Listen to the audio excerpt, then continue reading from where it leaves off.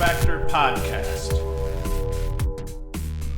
What is up, lacrosse fans? You are watching another episode of the LaxFactor Podcast, and we are on the Big 5-0, and we're going to do a two-part podcast for this. I'm going on vacation this week, so in this first part, we're going to talk about the PLL playoffs from this past weekend. I already talked about the Friday night game, and we're going to talk about the next games. Who cares?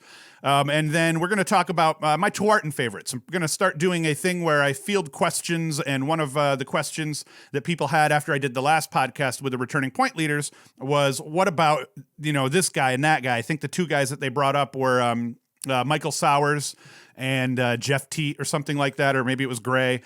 So I want to just talk quickly about, guys that I think are going to be the Tewaaraton favorites for next year. It's not going to include everybody, but it's going to include the obvious choices that'll be included. And then we're going to get into the one that I've wanted to do, the goalies, the top 5 returning goalkeepers for 2020 as well. So we got 3 big topics: PLL, Tewaaraton favorites, top returning goalies. We're going to break it up into 2 parts. The part you're seeing now is part 1. That'll be released today, Thursday, and I'm on vacation all next week. So part 2, I'm going to make you wait, and you're not going to see part 2 of this podcast until Thursday of next week. So we'll do part 1 today. You're watching it. Part 2 next Thursday. It will drop at about 11 a.m. next Thursday, and then the week after, we're going to get into our bigger schedule, and I'll have blog posts and announcements to get into that. As always, be sure to like, subscribe, and hit the notification bell. The best way you can help us out, if you've enjoyed this podcast in any way, is to share this with your friends. Share it on your Facebook page, Twitter, Instagram, whatever. Just get the word out that this is out here. And then the second way that you can support us is to go to LaxFactor.com. You can get yourself some swag. I have a huge short collection, so I think I'll probably do a video at some point just showing you all my crazy dye sublimated shorts.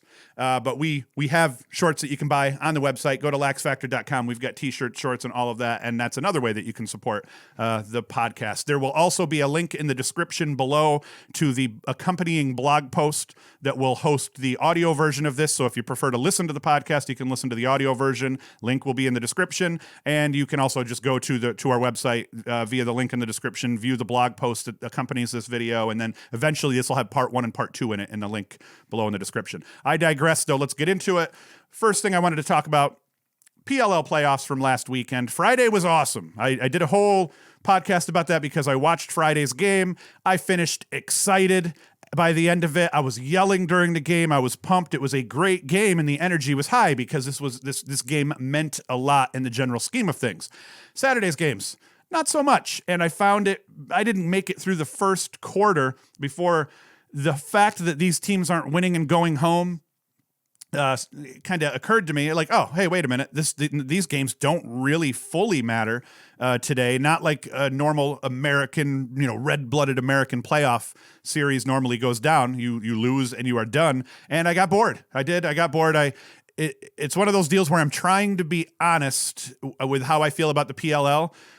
Just because this is how I've always felt about pro lacrosse to a degree. The PLL is winning, and so far for me, I haven't even covered the MLL outside of like one or 2 episodes so far. The PLL has won my attention, and I think that they are going to be the league that wins it in the end. But I'm still not fully on board, and I'm trying to be. That's the weird thing about this is I'm sitting down fully expecting, hey, I got a beer in hand, sitting on the back porch, kids are playing, and I'm getting ready to watch a lacrosse game, and then I get distracted by something stupid, and that wins my attention over this. So it's not my fault. It's yours, PLL, but you're trying, and I think that in the end you will win me over.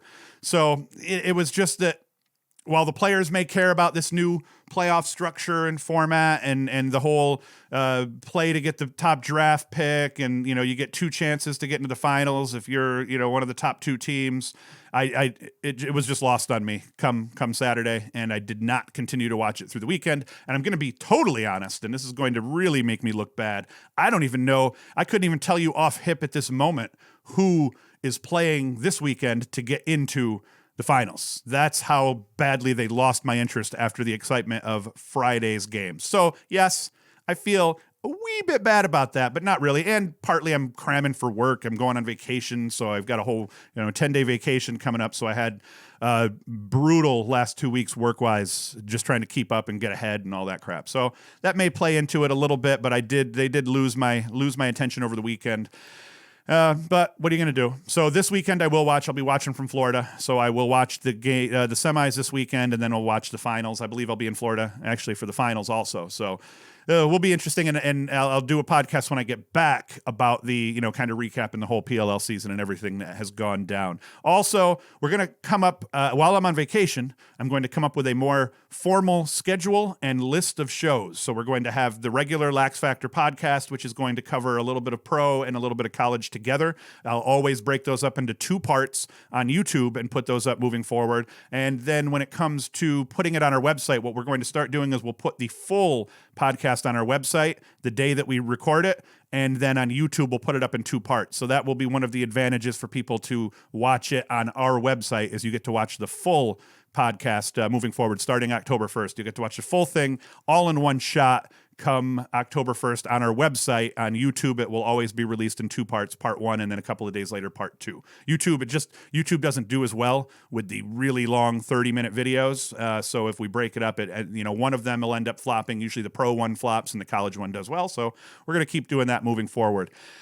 Jumping topics now. We get into the one that I'm excited to talk about a little bit. And I'm glad that somebody had posited this question in the returning point scorers post, was the Tewaaraton favorites. Who do I think are going to be the Tewaaraton favorites? This is a lot less who do I think are going to be the Tewaaraton favorites and a lot more just the obvious Tewaaraton favorites. So one I didn't put in my list for some reason, because I really just went through and did the stupid obvious ones, is Michael Sowers. Michael Sowers, he will always be on the list, and the Sowers and Teat, specifically Jeff Teat, they're the guys who are going to be held back by their team's season. Sowers, Princeton's had a rough go of it for a while now, and the Ivy is brutal, and it's not getting any easier. So Princeton didn't have a great season last year. They're not likely to have a great season this year, although they return a lot of guys and a lot of talent, and you have Michael Sowers on your team. So Sowers will obviously be one of the favorites throughout the season. Will he make it to the point that he's a finalist? I think that really depends on how does Princeton do. If Princeton can take the 1 or 2 spot in the Ivy through the season, I think that Sowers has a very good chance of actually being a finalist. I mean, I dare say that Sowers may very well be the best attackman in the country. He's certainly one of the best all-around attackmen in the country. But you definitely, it's one of those deals where if you got to pick between Michael Sowers and Grant Ament, you better think about that. If you just take Grant Ament just like that, you're only paying attention to statistics, and you're not really paying attention to anything regarding the players and their skills. Sowers is every bit as solid as Grant Ament. He's every bit as solid as anyone in the country. I'm not going to try to say one's better than the other. They're both super solid attackmen and very capable. So Sowers, he's going to be one of the favorites, and he'll be on the list all year, but will he, be a finalist and have a chance to win? It's really going to come down to how does Princeton do. Jeff Teat, Cornell, same exact scenario. The kid's legit, 34 goals, 36 assists last year, which, actually I thought he would end up in the 90s to 100s last season. He loses his roommate and line mate, Peterson, so who knows what Cornell's season is going to look like, but he's another one of the best attackmen in the country. He reminds me a lot of Ryder Garnsey, not in the sense that he plays like Garnsey. I mean, just in the sense that he's always good for scoring a crazy goal. He's really a really difficult guard because he can feed and dodge, score a goal. He can score a goal or murk you with a crossfield pass with the best of them. He's quick. But more importantly, he goes balls out. Kid hustles. Kid picks up ground balls. Kid's great in transition. So he's going to be one of the leading guys all year long. The question becomes, how does Cornell do? Cornell's going to have to do well for him to have an actual shot at being a finalist and winning that damn award. And we move on to Chris Gray. He was on the list all year last year as well. Put up 100+ points. His problem is going to be, I bet you, I don't know this for sure. And one of the things that I said in a previous podcast was that Gray probably won't equal his point production from his sophomore year or from last year while at Boston U. And it's just because UNC's highest scoring returning scorer, I think, from last season has 35 points. So UNC didn't fill it up at all. And I'm not sure that was a product of not having guys that aren't capable. I mean, they were very capable offensively. They were almost as talented as anyone. I think they just lacked that next level guy that's going to get them, into the playoffs, past the quarterfinal round. Very similar to a Syracuse last year. Syracuse was just lacking. They had all of the pieces they needed last season. They were just lacking that one guy who every time he steps on the field, he is 100% the best player.